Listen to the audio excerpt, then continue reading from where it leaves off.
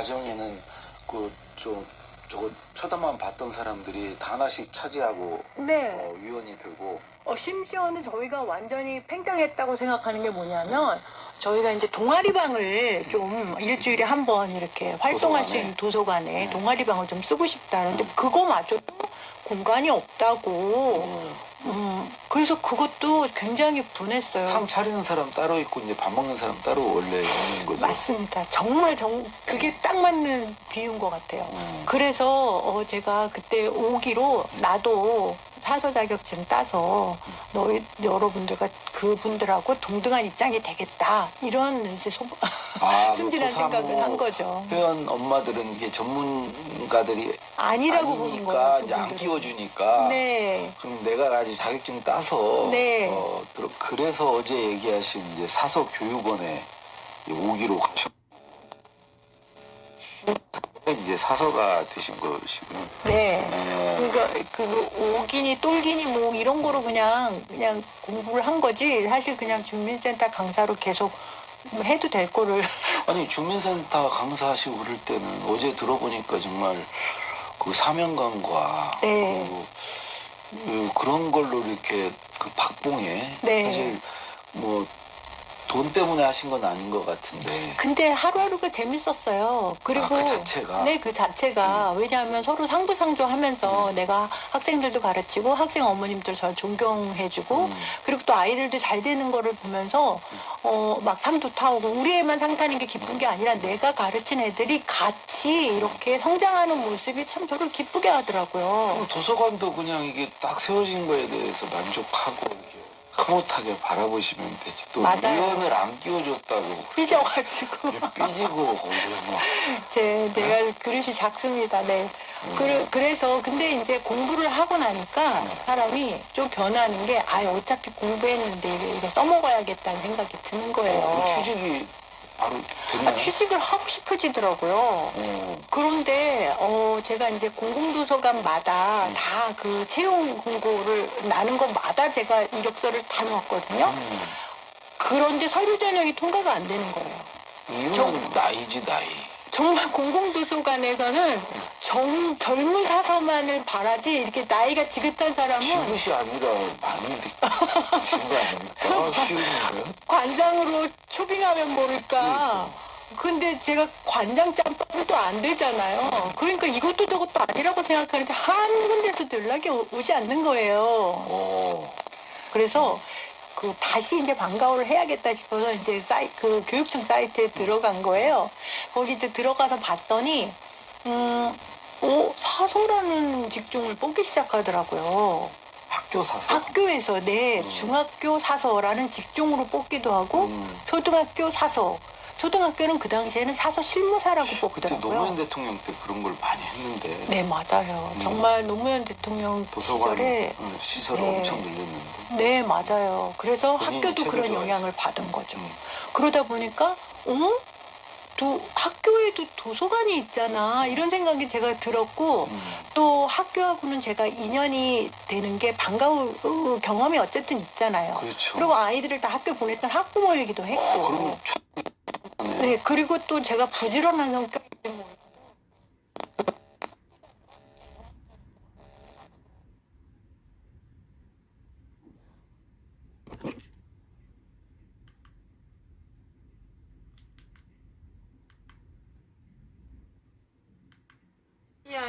자격증을 여러 개 갖고 계시네? 네. 또 뭐 있어요, 자격증? 자기 운전면허증 있습니다. 네.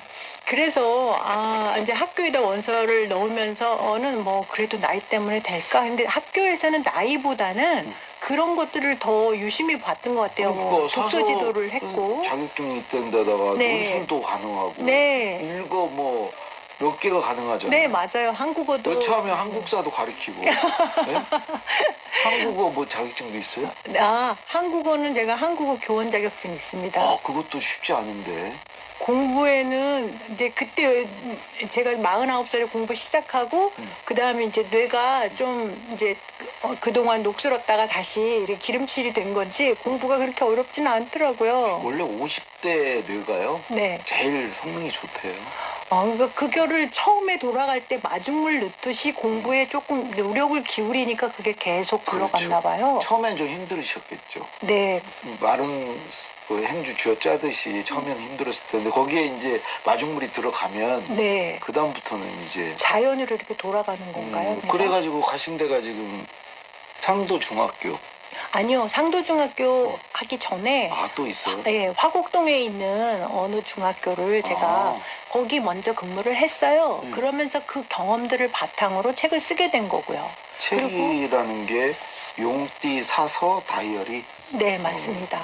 그래서 쓰시고 사서들도 5년마다 한 번씩 교사하고 똑같이 이렇게 학교를 바꾸거든요. 국립학교는 한 여기 군데 오래 있을 상도중학교 수가 오신 없어요. 지는 얼마나 됐어요?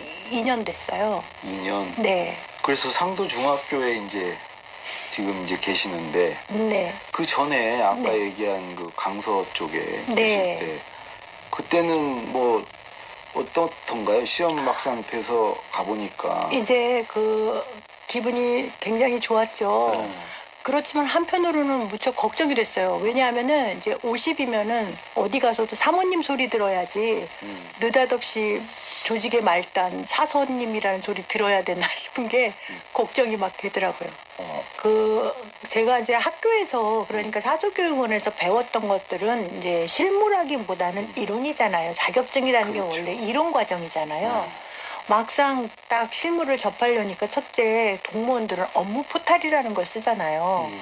업무 포탈에 문서를 작성하는 것조차가 벌벌벌 떨리는 거예요. 아니 예전에 8년씩이나 대기업에 계셨었는데 네, 근데 그때는 이메일도 없었던 때거든요. 텔렉스라고 들어보셨죠? 그렇죠. 네, 그리고 그때는 타자기 아래아 치고 한글이 없고 타자기 내지는 워드 프로세서가 막 나올 때였어요. 전동 워드 프로세서. 그렇죠. 그리고 이제 캐비넷이 쫙 있으면서 문서 정리를 할 때지 이렇게 그렇죠. 파일로 정리해가지고 컴퓨터에 넣고 이런 거하고는 완전히 세상이 그동안 달라진 거예요.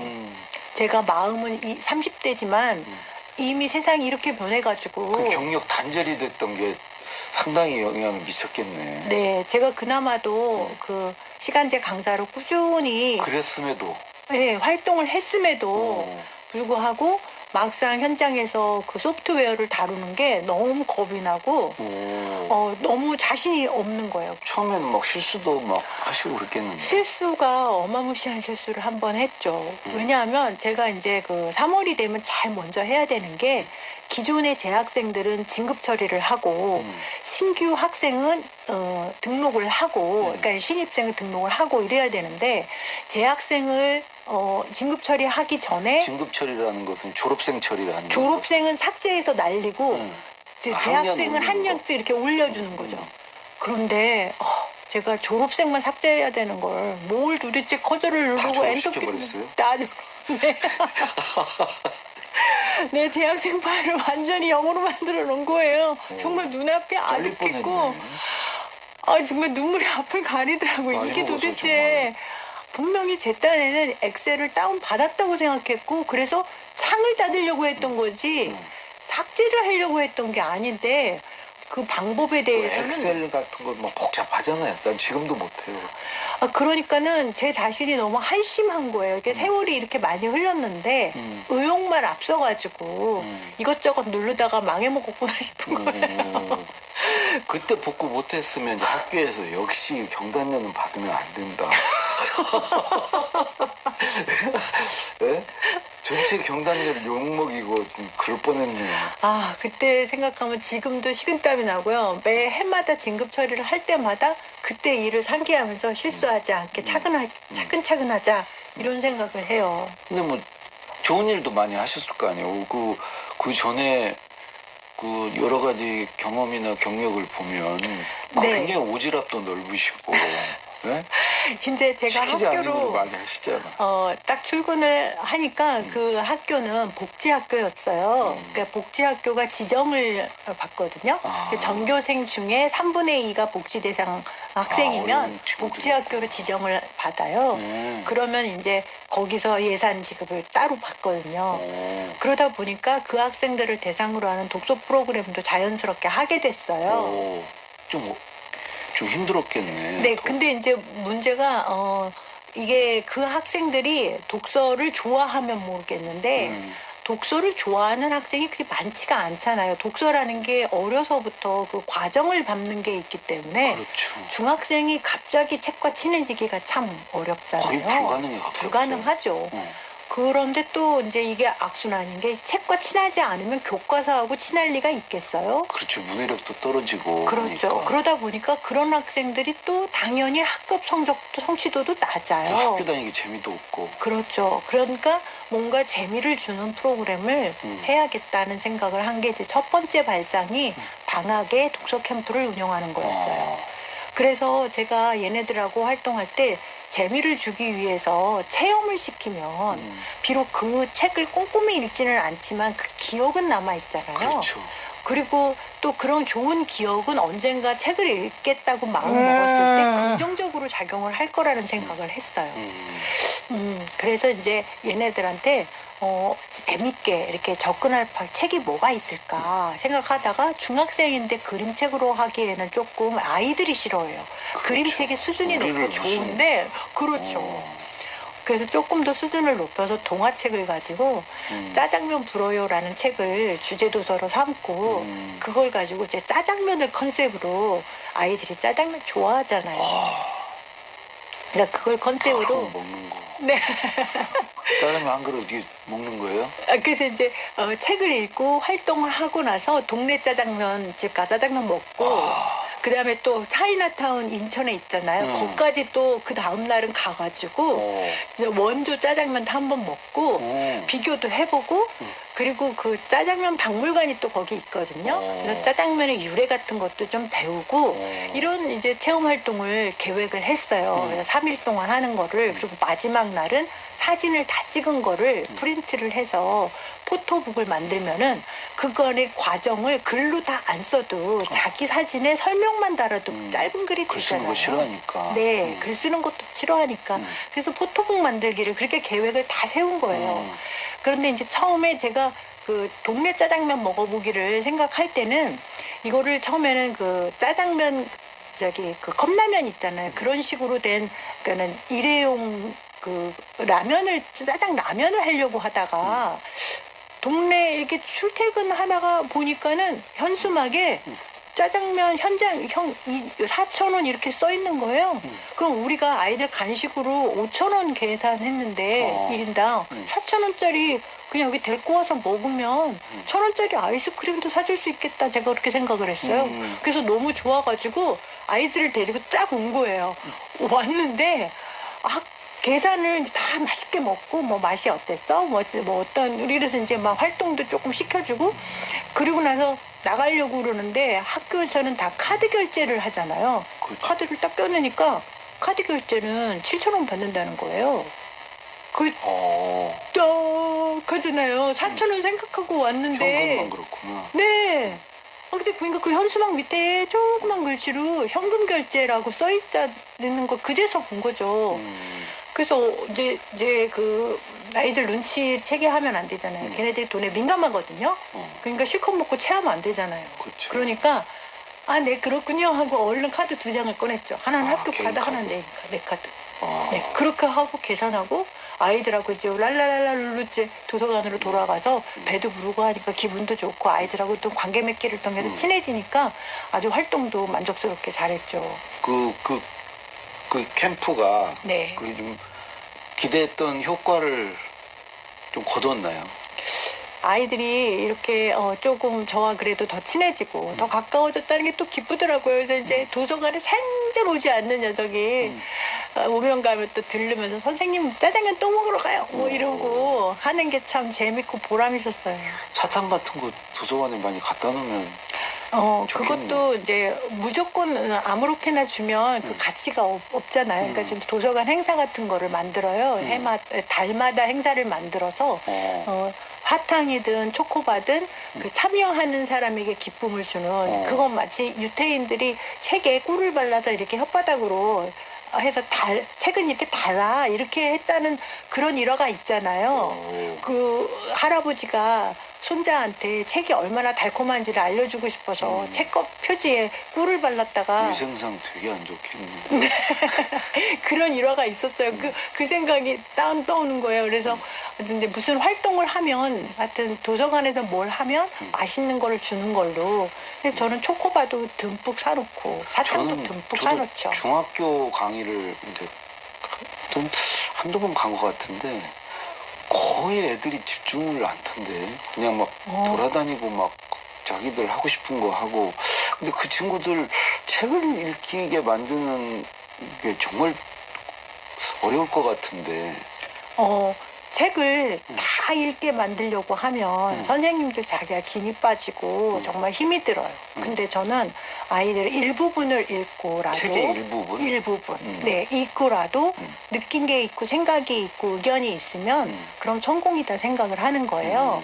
그래서 책을 일단 수준에 맞는 책을 고르는 게 첫 번째고. 그건 뭐 본인이 고르게 하는 겁니까? 본인이 고르게 한다고 해서 다 좋은 책을 고르라는 보장이 그렇죠. 없잖아요. 그러니까 한계를 주죠. 그러니까는 여러 종류의 책을 펼쳐놓고 선택권을 주는 거죠. 그리고 선택권을 주는 방법도 책을 표지만 쫙 펼쳐놔요.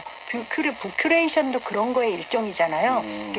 그때 우정을 가지고 부큐레이션을 해서 이렇게 테이블 위에 얹어놓으면 그 8권이면 8권, 또 10권이면 10권 안에서 본인이 이제 선택해가지고 읽는데, 이 책을 다 읽으려고 하면 제일로 좋은데, 시간이 한정돼 있으니까 이 중에서 어디 부분은 꼭 읽어, 이렇게 얘기를 하죠.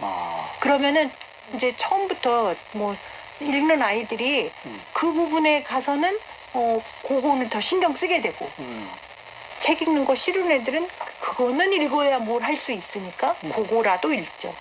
그러니까 막 우리가 어른들이 읽히고 싶은 책은 안 보려고 그래요. 고전이나 인문학 책은 가급적 안 읽으려고 그러고 이제 수행평가로 숙제가 있을 때만 접근을 하지만 그렇지 않은 이제 자기 자신이 좋아서 읽는 책들은 그거는 아주 열심히 보는 애들이 많아요. 아니 갈수록 책을 안 읽는다고 난린데 뭐 유튜브 보고 뭐 매일 스마트폰만 보느라고 책을 안 읽는 꼭 그렇지도 않은가 보지? 네, 스마트폰 안에 글이 들어와 있는 거 부모님 생각을 안 하시잖아요.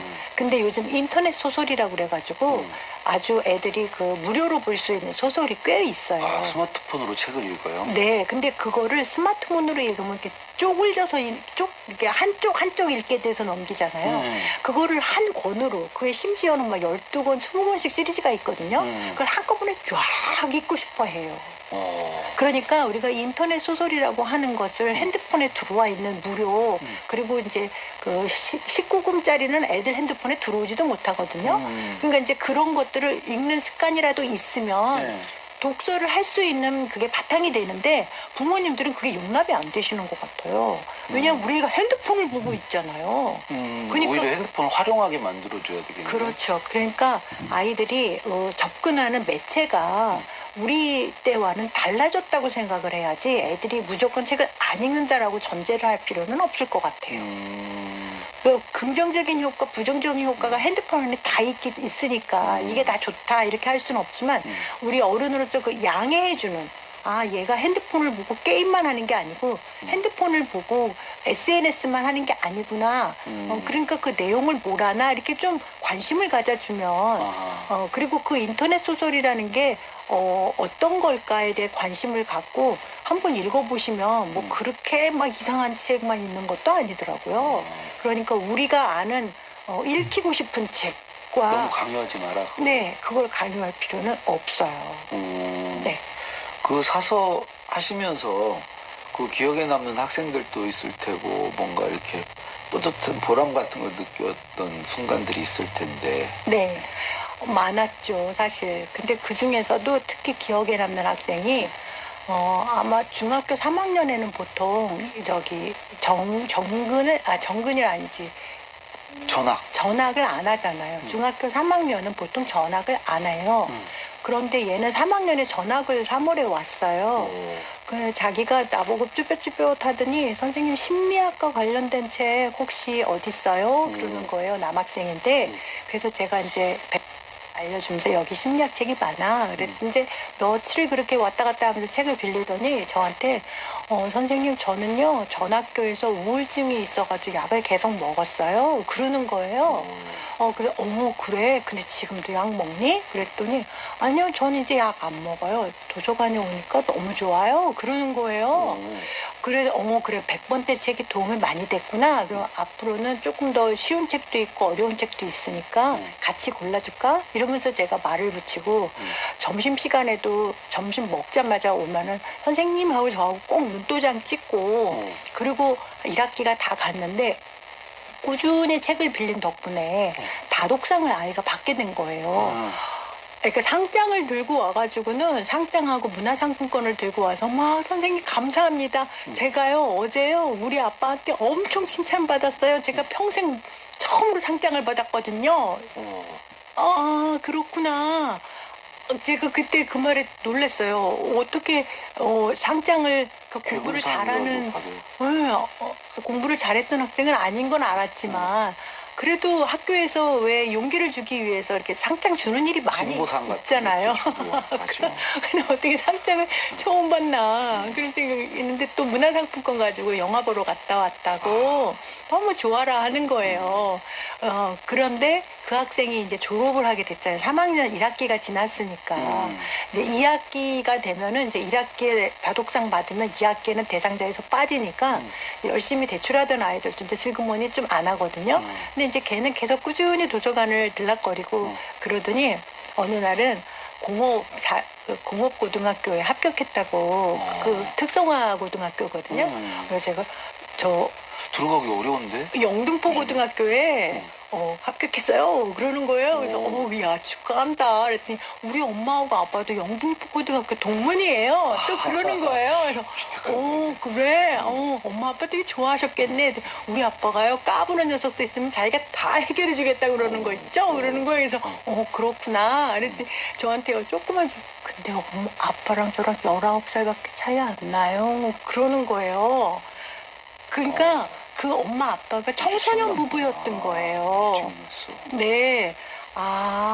얘가 그 청소년 부부의 아이로서 이렇게 좀 학교에 적응하는 게 이렇게 쉽지 않았고 우리 학교에 와서 참 안정을 찾고 행복을 찾았구나 하는 게 대견하더라고요. 책 덕분에 그래도 네. 앞에 들어지고. 네, 맞아요. 그래서 정말 책이 준 책에 길이 있다라는 게 그렇다고 해서 그 학생이 책을 많이 읽어서가 아니라 책과 친해진 거지.